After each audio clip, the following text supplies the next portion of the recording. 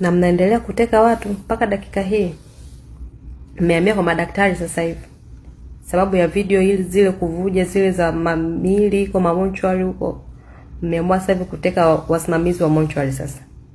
Madaktari wa Mwananyamala wale, huyo mdada ambaye anasimamia monchwari ya Mwananyamala, sijui inaitwa Farida, sijui nani, mmemteka mpaka dakika hii. Hajulikani dada watu yuko wapi, familia yake inamtafuta. Geita huko madaktari huko mmewateka. Sasa mwisho wa siku, yani nyinyi badala mkae msolve tatizo, ila ndio mwisho wa siku ndio mnazidisha matatizo. Yani mnatupa hasira kana kwamba tunaona kama vile tarehe 9 Disemba ni iko kama vile ni mwakani. Uhuru uko wapi? Haki ziko wapi? Viongozi mnatakiwa mbadilike sana. Kuweni na uadilifu kwenye hizo nafasi zenu. Hizo nafasi ni amana hizo za Mwenyezi Mungu. Kesho zitaenda kuwaumiza.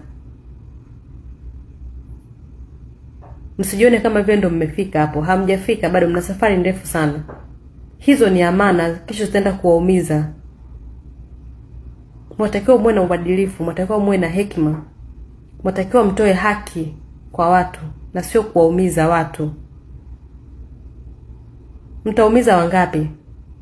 Mpaka lini? Mtaendelea kuteka watu mpaka lini? Mtaendelea kuua watu mpaka lini? Mtaendelea kututisha mpaka lini? Of course, tarehe 9 tunatoka.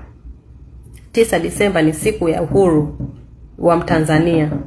Hatuna uhuru sisi. Uhuru hatuna. Isipokuwa tunaishi nchi ya vitisho, nchi yenye manyanyaso, ukandamizaji.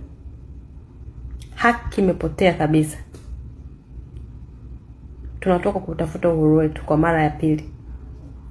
Mara ya kwanza ilikuwa ni mwaka 1961. Hii ni 2025. Tunaenda kutafuta tena uhuru wetu kwa mara ya pili, 9 Disemba.